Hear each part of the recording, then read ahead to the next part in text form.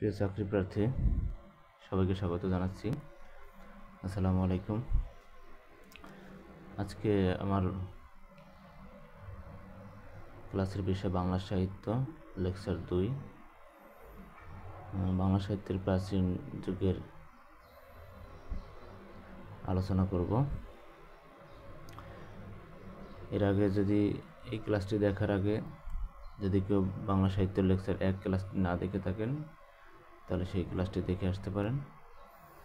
আজকে আলোচনা করব বাংলা সাহিত্যের প্রাচীন যুগের চর্যাপদ নিয়ে আলোচনা করব। চর্যাপদ কীভাবে আবিষ্কার হলো, চর্যাপদের কাহিনী কি, সেটা নিয়ে আলোচনা করব। চর্যাপদের বাংলা সাহিত্যের প্রাচীনতম নিদর্শন হচ্ছে একমাত্র নিদর্শন চর্যাপদ। এই চর্যাপদকে ঐতিহাসিক নিদর্শন বলা যায়। প্রাচীনতম নিদর্শন, বাংলা সাহিত্যের প্রাচীনতম নিদর্শন হচ্ছে চর্যাপদ। বাংলা সাহিত্যের প্রাচীনতম নিদর্শন চর্যাপদ। এই চর্যাপদের পুঁথিগুলো সংগ্রহ করার জন্য ব্রিটিশ সরকার নিয়োগ করেছিলেন রাজা রাজেন্দ্রলাল মিত্রকে। ব্রিটিশ সরকার কে নিয়োগ করেছিলেন? ব্রিটিশ সরকার নিয়োগ করেছিলেন বাংলা সাহিত্যের যে প্রাচীনতম নিদর্শন চর্যাপদ, সেই চর্যাপদের পুঁথিগুলো সংগ্রহ করার জন্য ব্রিটিশ সরকার নিয়োগ করেছিলেন রাজা রাজেন্দ্রলাল মিত্রকে।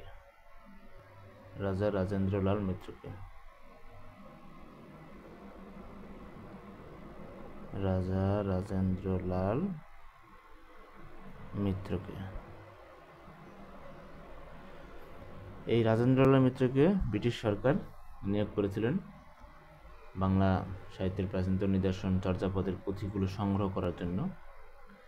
সেই সূত্রে রাজেন্দ্রলাল মিত্র তিনি এই পুঁথিগুলো সংগ্রহ করে একত্র করার জন্য একটি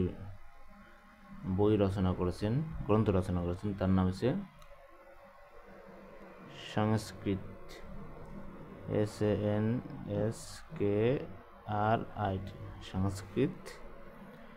সংস্কৃত Buddhist literature in Nepal, EUDDHIST, Buddhist literature,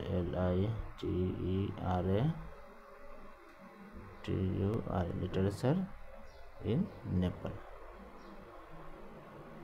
এই বইটি তিনি প্রকাশ করেছেন 1882 সালে।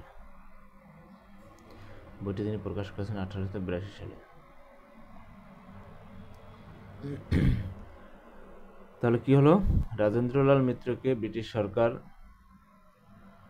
নিয়োগ করেছিল চর্যাপদের পুঁথিগুলো সংগ্রহ করার জন্য, আর সেই জন্য তিনি এই পুঁথিগুলো সংগ্রহ করে প্রকাশ করার জন্য একটি বই রচনা করেছেন। সেই বইয়ের নাম হচ্ছে সংস্কৃত বুদ্ধিস্ট লিটারেচার ইন নেপাল। এই বইটি 1882 সালে প্রকাশ করেন এবং এই বইয়ের মাধ্যমে তিনি কিছু পুঁথির তালিকা, সেই নেপালের বৌদ্ধতান্ত্রিক সাহিত্যের কথা প্রকাশ করেছেন এই বইতে। কিন্তু তিনি সেটা সম্পন্ন করতে পারেননি। তিনি মৃত্যুবরণ করেন। তার মৃত্যু হলে এই পদে নিয়োগ করা হয় ডক্টর হরপ্রসাদ শাস্ত্রীকে। তার মৃত্যুর পর, অর্থাৎ রাজেন্দ্রলাল মৃত্যুর পর এই পদে নিয়োগ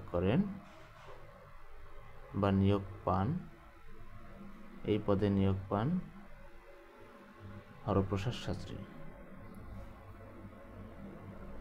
হরপ্রসাদ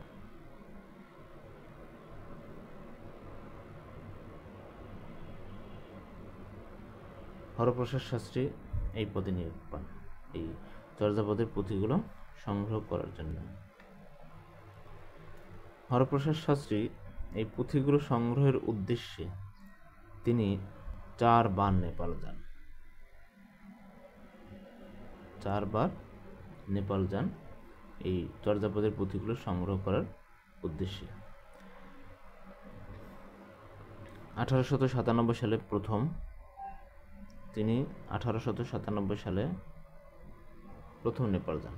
1897 সালে প্রথমে নেপাল যান এবং 1898 সালে দ্বিতীয়বার যান। 1898 সালে তিনি দ্বিতীয়বার নেপাল যান। কে নেপাল যান? হরপ্রসাদ শাস্ত্রী। প্রথম যান 1897 সালে, দ্বিতীয়বার যান 1898 সালে। এই দ্বিতীয়বার ভ্রমণের সময় তিনি যে দ্বিতীয়বার নেপাল ভ্রমণ করেন, সেই দ্বিতীয়বার নেপাল ভ্রমণের সময় কিছু বৌদ্ধ ধর্মীয় পুঁথি তিনি সংগ্রহ করেন। হরপ্রসাদ শাস্ত্রী দ্বিতীয়বার নেপাল ভ্রমণের সময় কিছু বৌদ্ধ ধর্মীয় পুঁথি সংগ্রহ করেন। এই পুঁথিগুলো সংগ্রহ করার পর হরপ্রসাদ শাস্ত্রী তৃতীয়বার 1907 সালে আবার অনুসন্ধান করেন। 1907 সালে তিনি তৃতীয়বারের মতো অনুসন্ধান করেন। অনুসন্ধান করার পর তিনি নেপালের রাজ গ্রন্থাগার থেকে 1897 সালে কিন্তু কিছু 1897 সালে প্রথম যান, 1898 সালে দ্বিতীয়বার যান, কিছু পুঁথি সংগ্রহ করেন। আর 1907 সালে তিনি তৃতীয়বারের মতো নেপাল ভ্রমণ করেন। সেখানে নেপালের রাজ গ্রন্থাগার থেকে নেপালের রাজ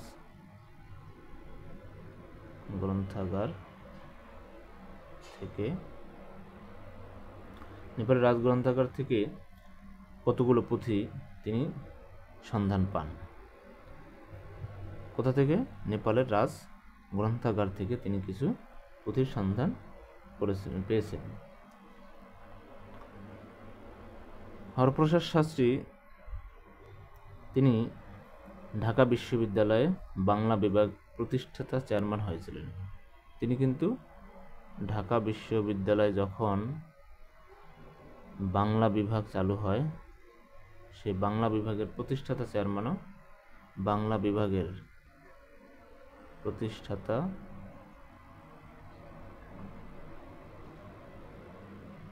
চেয়ারম্যান হয়েছিলেন। তিনি বাংলা বিভাগের প্রতিষ্ঠাতা চেয়ারম্যান হয়েছিলেন। তার উপাধি হরপ্রসাদ শাস্ত্রী উপাধি ছিল মহামহোপাধ্যায়। দেখেন, হরপ্রসাদ শাস্ত্রী উপাধি ছিল মহামহোপাধ্যায়। এখানে ধরলো না, এখানে লিখে দিই মহামহোপাধ্যায়। ডক্টর হরপ্রসাদ শাস্ত্রীর এই পুঁথিগুলো সংগ্রহ করার পরে তার সম্পাদনায় এই পুঁথিগুলো একত্র করে 1000 বছরের পুরাণ বাঙ্গালা ভাষায় বৌদ্ধ গান ও দোহা নামে সম্পাদকীয় ভূমিকায় এটি প্রকাশ করা হয়। দেখেন, তিনি কি করেছেন? 1907 সালে এই পুঁথিগুলো সংগ্রহ করার পরে তিনি এই পুঁথিগুলোকে একত্র করে, চর্যাপদের পুঁথিগুলোকে একত্র করে তারপরে এর নাম দিয়েছিলেন 1000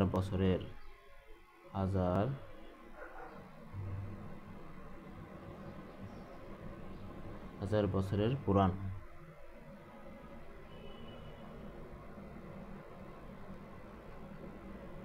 বাঙ্গালা ভাষায় বৌদ্ধ গান ও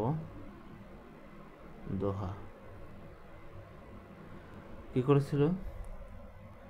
হরপ্রসাদ শাস্ত্রী চর্যাপদের কিছু পুঁথি আবিষ্কার করে, কিছু পুঁথি সন্ধান করে সেগুলো নিয়ে এসে তারপরে একত্র করে এই পুঁথিগুলোকে প্রকাশ করেন। তার নাম দিয়েছিলেন 1000 বছরের পুরাণ বাঙ্গালা ভাষায় বৌদ্ধ গান ও দোহা নামে। এই বইটি তিনি প্রকাশ করেছিলেন। কত সালে এটি প্রকাশ করেছিলেন? 1916 সালে। 1916 সালে এটি প্রকাশ করেছিলেন। 1916 সালে এটি প্রকাশ করার পরে প্রকাশ করেছেন কোথায়? বঙ্গীয় সাহিত্য পরিষদ থেকে।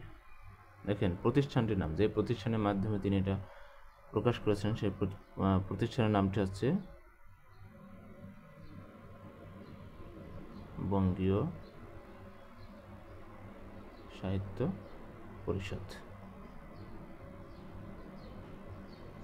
বঙ্গীয় সাহিত্য পরিষদ থেকে 1916 সালে তিনি প্রকাশ করেছিলেন। এখন তিনি যে পুঁথিগুলো সংগ্রহ করেছিলেন সেই পুঁথিগুলো হচ্ছে কি দেখেন, চর্যাচর্য বিনিশ্চয়। যে পুঁথিগুলো তিনি সংগ্রহ করেছিলেন, চর্যাচর্য বিনিশ্চয়,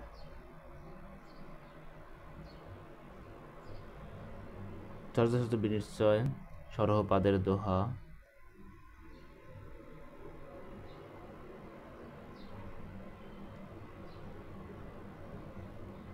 সরহপাদের দোহা, কৃষ্ণপাদের দোহা,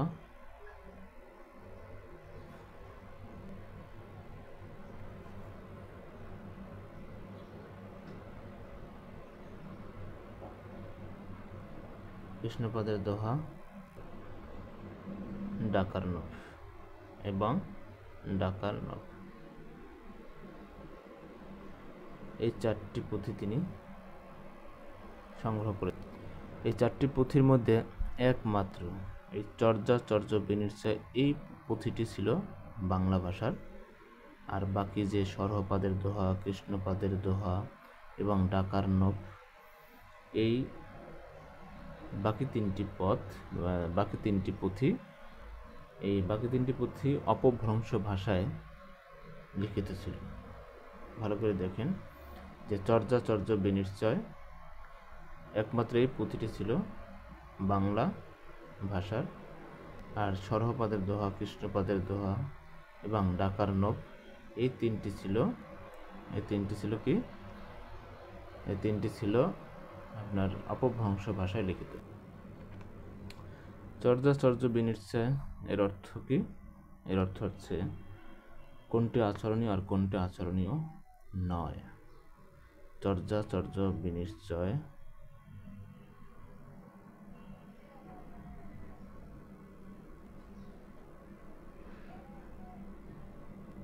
এর অর্থ কোনটি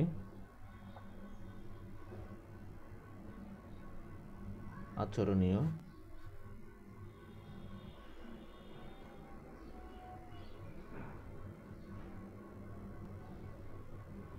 আর কোনটি নয়।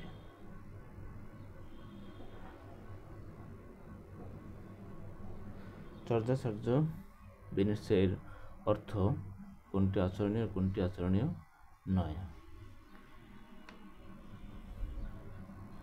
এখন আরেকটা কথা বলে নিই, সেটা হচ্ছে এই যে চর্যাপদ হরপ্রসাদ শাস্ত্রী নেপালের রাজগ্রন্থাগার থেকে যে সংগ্রহ করেছিলেন, সেখানে কেন বাংলা ভাষার পুঁথি যদি হয়ে থাকে তাহলে সেখানে নেপালে কেন গেল? লেকচার 1-এ বলেছিলাম কিন্তু যে যখন এই আমাদের বাংলায় হিন্দুদের বৌদ্ধদের পতন হয়ে যখন মুসলিম শাসন কায়েম হয়েছিল, তখন কিন্তু তারা এই বৌদ্ধরা প্রাণের ভয়ে তারা কিন্তু নেপাল, ভুটান, তিব্বত এইসব অঞ্চলে এই বৌদ্ধ ধর্মের তান্ত্রিক যারা ছিলেন, মানে ম্যাক্সিমাম বৌদ্ধ ধর্মের ম্যাক্সিমাম লোকই তারা যা প্রাণের ভয়ে তারা এই বাংলা ছেড়ে এই তিব্বতে, নেপালে, ভুটানে এদিকে চলে গিয়েছিল।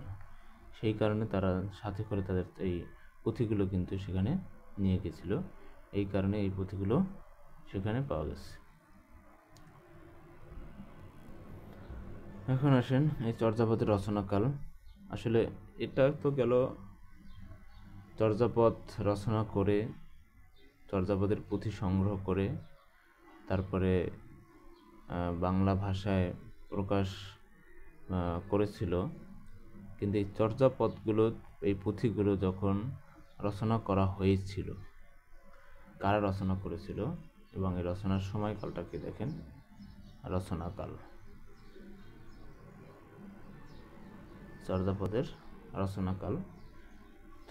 চর্যাপদ মূলত পাল আমলে রচিত হয়েছে। পাল আমলে রচিত হয়েছে। চর্যাপদ মূলত পাল আমলে রচিত হয়। সপ্তম শতাব্দী থেকে শুরু করে দ্বাদশ শতাব্দীকাল জুড়ে এই চর্যাপদের পুঁথিগুলি লিখিত হয়েছে। দ্বাদশ শতাব্দী, সপ্তম থেকে শুরু করে দ্বাদশ শতাব্দী পর্যন্ত এগুলি লিখিত হয়েছিল। তবে ডক্টর সুনীতি কুমার চট্টোপাধ্যায় বলেন, ডক্টর সুনীতি কুমার চট্টোপাধ্যায়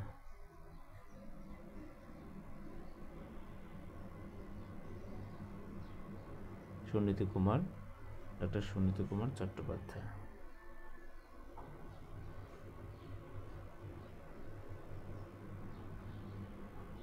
ডক্টর সুনীতি কুমার চট্টোপাধ্যায় এর মতে তিনি বলেছেন যে এটি 950 থেকে 1200 শতাব্দীর মধ্যে রচিত হয়েছে। 950 থেকে 1200 শতাব্দীর মধ্যে রচিত হয়েছে। এটি ডক্টর সুনীতি কুমার চট্টোপাধ্যায়ের মতামত। আবার অনেক পণ্ডিত এই ডক্টর সুনীতি কুমার চট্টোপাধ্যায়ের এই মতটাকে গ্রহণ করেননি। অন্যদিকে ডক্টর মোহাম্মদ শহীদুল্লাহ তিনি বলেন 650 থেকে এটা হচ্ছে একটা সুনীতি কুমার চট্টোপাধ্যায়ের মতে 950 থেকে 1200-এর মধ্যে, আর সাধারণত সপ্তম থেকে 1200 শতাব্দীর মধ্যে পাল আমলে রচিত হয়েছে। আর পণ্ডিত ডক্টর সুনীতি কুমার চট্টোপাধ্যায়ের মতামত হচ্ছে 950 থেকে 1200। আর ডক্টর মোহাম্মদ শহীদুল্লাহর মতে চর্যাপদের রচনাকাল হচ্ছে 650 থেকে 1200, অর্থাৎ সপ্তম থেকে 1200 শতাব্দীর মধ্যে। এবার আসেন চর্যাপদের ভাষা। চর্যাপদের ভাষাটা কি? চর্যাপদ আসলে 5টি ভাষার সংমিশ্রণে রচিত। 5টি ভাষা। চর্যাপদ আসলে 5টি ভাষার সংমিশ্রণে রচিত হয়েছে। সেটা হচ্ছে বাংলা,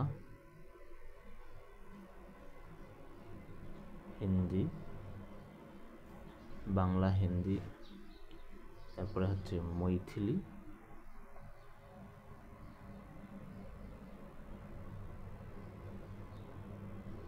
বাংলা, হিন্দি, মৈথিলি, অসমিয়া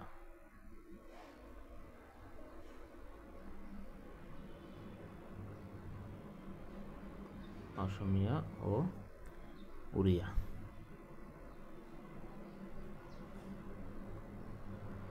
বাংলা চর্যাপদ কয়টি ভাষায়? 5টি ভাষার মিশ্রণ বা সংমিশ্রণ ঘটেছে। সেটা হচ্ছে বাংলা, হিন্দি, মৈথিলি, অসমিয়া ও উড়িয়া। এই কয়টি ভাষার সংমিশ্রণে চর্যাপদ রচিত হয়েছে।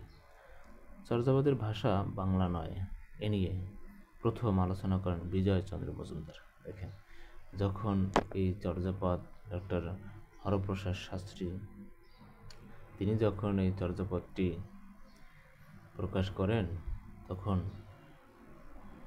এই যারা ভারতীয় উপমহাদেশে বিভিন্ন ভাষাগোষ্ঠীর মানুষ যারা ছিল, তারা এক একজনে এক একটা মতামত প্রকাশ করছে যে আসলে এটার ভাষা বাংলা নয়, চর্যাপদের ভাষা বাংলা নয়। উড়িয়ারা দাবি করছে তাদের ভাষার, অসমীয়রা বলছে তাদের ভাষা, মৈথিলিরা বলছে তাদের ভাষার, হিন্দিরা বলছে হিন্দি ভাষার, আর বাংলারা বলছে বাংলা ভাষার। এইসব নিয়ে তাদের মধ্যে একটা মতভেদ সৃষ্টি হয়ে যায়। এই নিয়ে এটা নিয়ে এই চর্যাপদের ভাষা বাংলা নয়, প্রথম এটা আলোচনা করেন বিজয়চন্দ্র মজুমদার। তার নামটা কি? Bijoychandra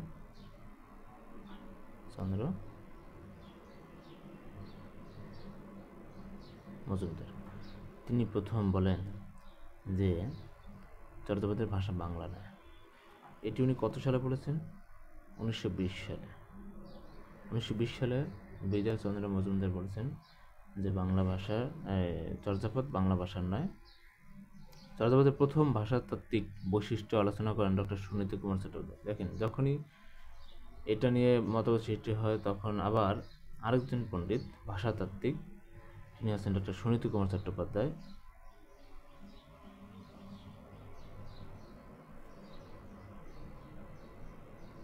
Suniti Kumar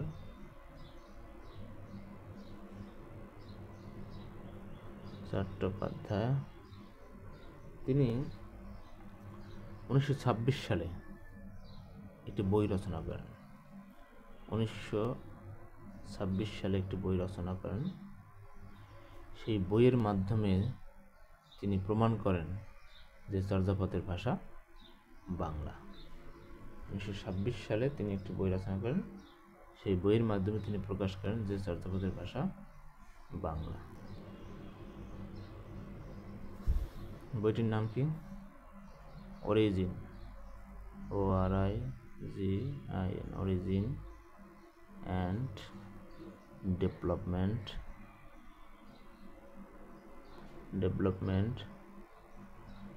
origin and development of the Bengali language.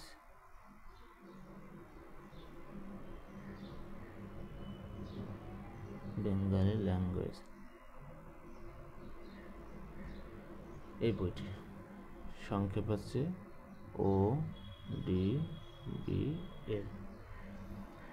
Doctor Suniti Kumar তাহলে কী করেন?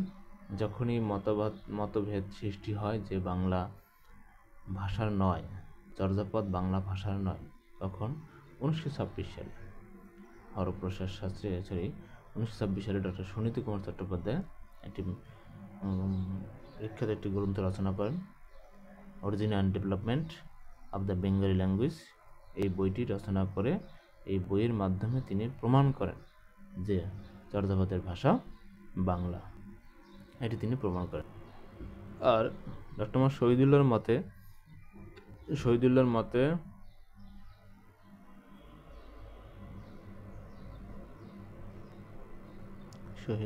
মতে চর্যাপদের ভাষা হচ্ছে বঙ্গ কামরূপী। তোমার শহীদুল্লাহর মতে চর্যাপদের ভাষা বঙ্গ কামরূপী। ভালো করে দেখেন যে ডক্টর মোহাম্মদ শহীদুল্লাহর মতে চর্যাপদের ভাষা হচ্ছে বঙ্গ কামরূপী, আর ডক্টর সুনীতি কুমার চট্টোপাধ্যায়ের মতে তিনি এটিকে বলেছেন যে চর্যাপদের ভাষা আসলে বাংলা, সেটা তার গ্রন্থের মাধ্যমে 1926 সালে তিনি প্রমাণ করেছেন। এবার আসেন চর্যাপদের ভাষা। এই চর্যাপদের ভাষা, এখানে আরেকটা বিষয় হচ্ছে, কেউ কেউ আবার বলেছেন চর্যাপদের ভাষা হচ্ছে সান্ধ্য ভাষা। সান্ধ্য ভাষা মানে কি? সান্ধ্য ভাষা, দেখেন, সান্ধ্য ভাষা মানে হচ্ছে, অর্থাৎ চর্যাপদের ভাষাটা এমন ভাষা ছিল যেটা খানিক বোঝা যেত আবার খানিক বোঝা যেত না। এই জন্য এই চর্যাপদের ভাষাটাকে আসলে সান্ধ্য ভাষা বলা হয়ে থাকে। এই চর্যাপদের আক্ষরিক অর্থের সাথে ভাবগত অর্থের ব্যাপক ব্যবধান আছে, ফলে এটাকেই এই ব্যবধান আছে এবং অনেক সময় অনেক কিছু বোঝা যায় অনেক জায়গায়, আবার অনেক জায়গায় বোঝা যায় না। এবার চর্যাপদের ছন্দ, এটা কোন ছন্দে রচিত? চর্যাপদের ভাষা কোন ছন্দে রচিত? এখানে অনেকের অনেক মতামত দিবে, কিন্তু আপনারা শিওর থাকেন যে চর্যাপদ হচ্ছে মাত্রাবৃত্ত ছন্দে রচিত। চর্যাপদ কি? মাত্রাবৃত্ত ছন্দে রচিত। অনেক মতামত দিয়েছেন। কেউ বলেছেন চর্যাপদ 4 মাত্রা 4 ভিত্তিক 16 মাত্রার পাদাকুলক ছন্দ, আবার কারো মতে পদঝটিকা ছন্দ, কারো মতে আবার অপভ্রংশ অবঠট রচনার ছন্দ অনুকরণ করেছেন। অনেকে অনেক নাম, কেউ বলেছে অক্ষরবৃত্তির প্রবণতা লক্ষ্য করেছেন এই ছন্দে। কিন্তু মোট কথা মিলিয়ে হচ্ছে চর্যাপদের ভাষা হচ্ছে এটা ছন্দ হচ্ছে মাত্রাবৃত্ত ছন্দ। চর্যাপদের ছন্দ কি? মাত্রাবৃত্ত ছন্দে রচিত। এই পরীক্ষায় আসলে এটাই দিবেন যে চর্যাপদের ছন্দ কি? মাত্রাবৃত্ত ছন্দ। এবার হচ্ছে এই ধর্মমত। চর্যাপদ আসলে এটা কোন ধর্মের নিয়ে কথা বলা হয়েছে, কাদেরকে নিয়ে কথা বলেছে, এটা আগেও বলেছি আগের লেকচারে, এখন একটু বলে দিই। সেটা হচ্ছে চর্যাপদের ধর্মমত সম্পর্কে ডক্টর মোহাম্মদ শহীদুল্লাহ বলেছেন। চর্যাপদের ধর্মমত সম্পর্কে ডক্টর মোহাম্মদ শহীদুল্লাহ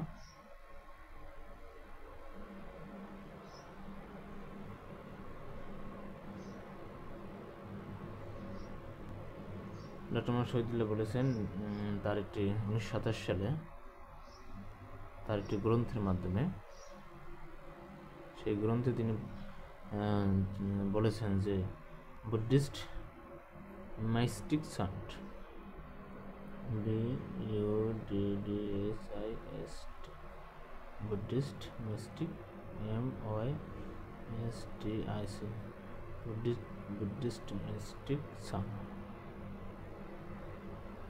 দেখেন ডক্টর মোহাম্মদ শহীদুল্লাহ 1927 সালে একটি বই রচনা করেছেন। সেখানে তিনি বলেছেন যে আসলে চর্যাপদের ধর্ম আসলে আপনার বৌদ্ধ সহজিয়াদের বা বৌদ্ধতান্ত্রিকদের আসলে জীবন কাহিনী, এই বা বৌদ্ধ ধর্মের জীবন কাহিনী, জীবনী, বৌদ্ধ ধর্মের বিষয় এই চর্যাপদে আলোচনা করা হয়েছে। আর এই কথাগুলি তিনি 1927 সালে তার ডক্টর শহীদুল্লাহ তার গ্রন্থে বুদ্ধিস্ট মিস্টিক সংস গ্রন্থে তিনি সেটা ব্যাপক আলোকপাত করেছেন। এবার আসি চর্যাপদের কবিতা। এই চর্যাপদে যারা যারা কবিতা রচনা করেছে এবং কতগুলো কবিতা আছে বা পদ আছে সেগুলি নিয়ে এখন আলোচনা করব। চর্যাপদের কবিতা। চর্যাপদের কবিতা বা গানগুলো নিয়ে সুকুমার সেনের বলেছেন,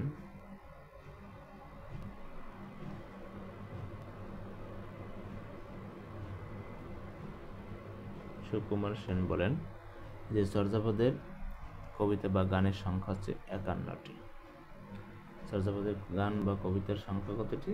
51টি। তার মধ্যে পাওয়া গেছে, এই 51টির মধ্যে পাওয়া গেছে 46.5টি। 46.5টি।